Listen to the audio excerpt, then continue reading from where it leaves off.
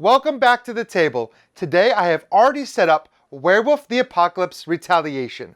This is the sequel or spiritual successor to Vampire the Masquerade Chapters, which is a game that I have talked about quite a bit on the channel. If you have watched our previous videos, I got to go hands-on with the original prototype, and David and I sat down and talked about the actual production version of the game. Now, this is kind of a sequel in that it takes place in the same world, the World of Darkness, which is the setting for the popular series of role-playing games, which includes both the vampire, werewolf, and several other lines. So there is some crossover. There is some elements of those games that carry over from one to another.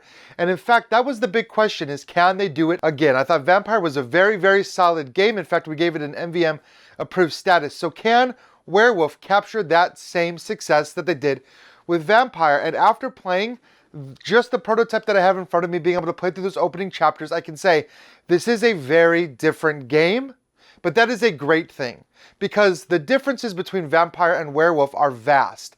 Vampire is much more of a social game, much more of a narrative game, much more of an intrigue and manipulation game with a heavy narrative, whereas Werewolf is much more about that aggressive, in-your-face werewolf on werewolf combat. And you're getting a lot more of that in Werewolf the Apocalypse. This feels much more of a dungeon crawl game. It's going to have you going through series after series of these different dungeons, basically fighting your way through, which makes sense because if you've played the actual Werewolf RPG, you know that it is far more aggressive, far more deadly, and far more bloodthirsty than Vampire. So in order to incorporate those differences, they did add some new things to the game.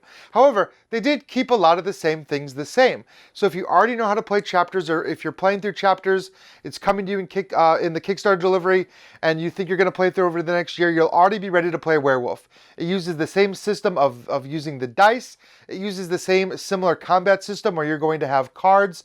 Out here, you're going to have the hexagonal tiles with overlays, miniatures, and standees to represent the different characters.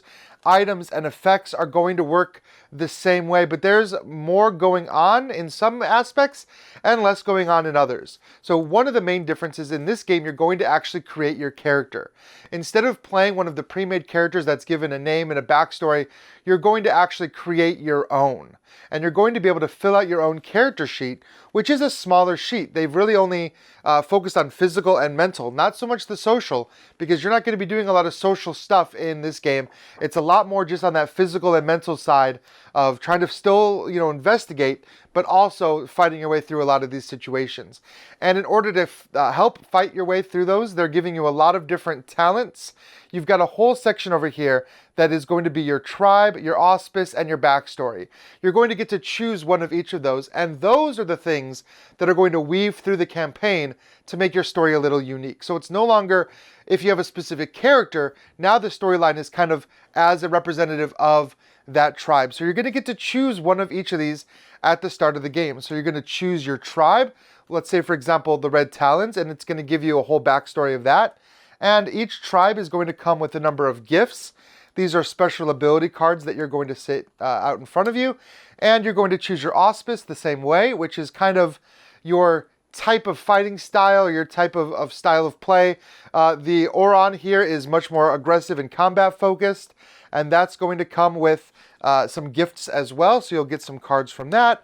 And then you're going to choose your backstory, and we'll say for example Hunter. So all of these things are going to slot into your character sheet.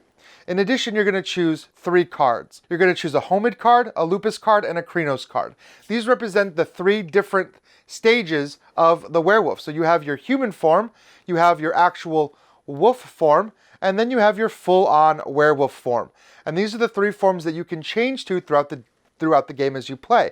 This is new as well. Each of these forms has a different combat deck. Each form is going to be good at different things. So your wolf form is more agile, faster, and can communicate with other wolves. Your homid or humid form is going to be able to talk to other people to maybe find a way out of a situation. They're also able to use guns and weapons and gear and things like that. And then you have your werewolf form, your Cronus form, which is just your complete rend and tear and shred form. This is full-on brawler in combat. So you're going to be able to choose which form you go into as, and you'll see here on my player board that we've got these 3 cards. Whenever you switch, so for example, if I was to switch back, I'd put my card face down, I'd flip the other card face up, and I would replace my miniatures out on the board. This is going to give me all the information I need about that particular form. So when you're looking down, you know which form's active, you know which deck you're supposed to be drawing from, and of course your special abilities might have different effects based on which form you're in. So all of this stuff together with the way that you create your character by assigning your attributes and skills and things like that is going to make a very unique experience that's just for you. So that's one major difference. The other major difference, I would say, is the rage. You're going to be calculating this rage. It's different from being bloodthirsty in Vampire. If you get too thirsty, you kind of lose control, you have to feed. Rage is more of a commodity that you're spending. You're earning it by doing certain things and spending it to do other certain things, but it can also cause you to lose control and go into like a fervor state. So that's a pretty neat aspect of the game as well, and it just gives you another element as well as your damage that you could take in your willpower, and you could get corrupted. If you get too much corruption, you're going to draw corruption cards, and those are going to affect you as well. Combat is still done on boards, but you'll notice here the boards are more hex-shaped. You're able to combine these boards in different facets to create bigger battlefields because, like I said, there's a lot more focus on combat. So you're going to be using this map a lot more to fight. However, you're still going to get those same books that you expected to find, the same storybooks that take you through each individual prologue, each individual scenario and chapter of the game. And of course, there's still the giant storybook. It's smaller than Vampire because there's less focus on narrative and more focus on dungeon crawling, but it is still a very hefty book. Over here, you're going to see all the different combat cards. You're going to see all the different NPCs that are available to use. You're going to have some events that could be triggered. And then also, you're going to have these pack strategy cards. These are brand new as well. With a new focus on combat and with positioning on this tactical board, you now have these pack strategies that you can implement by trying to maintain a specific pattern. Each card is going to tell you kind of your hunting style, what form you need to be in and where you need to be positioned. So if you have every character positioned where they need to be on that card, you're able to actually flip that card over and get a benefit of whether or not you've actually succeeded in that pack strategy as well, which is very cool. It adds a new flavor to combat. You don't necessarily just want to rush in with your claws bare. You kind of want to pay attention to those pack strategies. The last new thing that's added to the game is right above me, and this is the cairn board. This is your werewolf pack, so to speak. It's going to track several different things, including the spirits that you have in play, the state of the moon, because we are werewolves, so the moon does affect certain auspices in different ways. You have different phases of the moon, which could trigger different things on your player. And then you have these different areas of your den or your cairn, which you can upgrade over time as you play through the campaign. You can actually invest points in upgrading these different rooms because the goal is to get to the end of the campaign, fight the final boss, and win. So again, a little bit different from Vampire, you are making your way up to this final boss fight. I'm not going to spoil what it is, but if you're familiar with the werewolf mythos, you probably have a good idea of who you're fighting at the end of this campaign, but it's all about how you get there. Whereas Vampire has a lot of different branching paths that are going to take you to a lot of different directions, to a lot of different endings. Werewolf is about fighting your way through these different dungeons, and yes, you're still making choices, but a lot of those choices are going to factor in what you get to bring with you into that final boss fight. The allies you bring, the weapons, the items, the gifts, the abilities, the level of your pack, the strengths that you have, all of that stuff is going to be given to you based on decisions you make both inside the scenarios and outside. So just like in Werewolf, you're going to have to be making decisions through these books. You're going to be talking to people still, making choices, making skill checks, doing combat checks, all of the same stuff, but also with a lot more of that dungeon crawl element added in. Now, there's one other thing that this game does that is very important to the werewolf mythos, and that is the enigma. This is a key part of the puzzle in the game, and it's a new puzzle, something that was not in Vampire at all. This is completely new for Werewolf. You're going to be able to get pieces of information from the spirits in the form of this enigma. They're going to give you letters and numbers that potentially correspond to some of these words. You might not find all the words. You might not find all the words in the order they're meant to be. So what you're going to have is a random collection of words.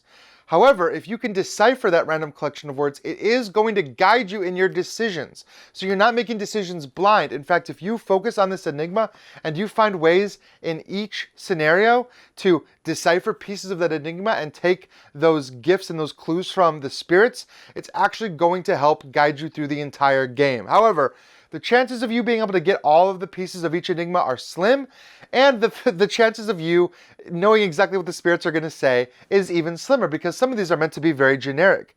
Like it might say, you know, fang, corruption, loss. Well, what does that mean exactly? Well, maybe it means that one of the werewolves in your party is corrupted, and it's going to lead to great loss if you don't do something about it. Or maybe it means you've lost corruption. Who knows? You have to kind of figure it out. I think this is a very cool element added into the game, and in fact, just the whole idea of the spirits coming into play, which is something that is very important to the werewolf lore. Now, this game is as much of a love letter to werewolf as Vampire was to Vampire the Masquerade. This comes from a group, Flyos, who obviously has a great love for the mythos, a great love for the world of darkness, and that is present in this game. And of course, there's a lot of Easter eggs and bonuses for people that are super familiar with werewolf. You're going to see a lot of cool surprises and unique twists on the werewolf lore in here, and I am very excited about where this game is going after getting my hands on with this prototype, and I wanted to share that with you today because I think a lot of you might ask me, as a big fan of Vampire Chapters, if I think this game is going to hold up, and my answer is yes. If the narrative aspect of Vampire was turning you away, or you thought you didn't want to play so much of a story-driven game, this game is much more of a dungeon crawl. So if you like those dungeon crawl elements, if you like fighting your way through situations, this is definitely the game for you. But for somebody like me that really enjoys just the fact that they have a different experience here, I think this is great because you get more of that, but with a completely different feel. So I would say, yes, that Flyos has done it again. I'm a huge fan of this franchise. I hope that they do more of the different World of Darkness series in the future. I bet I will play them all. So thank you so much for watching today as I talked about Werewolf the Retaliation. Please leave any comments, ask any questions down below. I'd love to hear what you have to say. And yes, the original Vampire game is shipping. It should be here sometime early next year. So I know I'm excited to get my hands on the full version of that as well. So thank you all for watching. Please join our Discord where we're going to talk about this game and other hot new games. And as always, until I see you again, keep having fun at the table.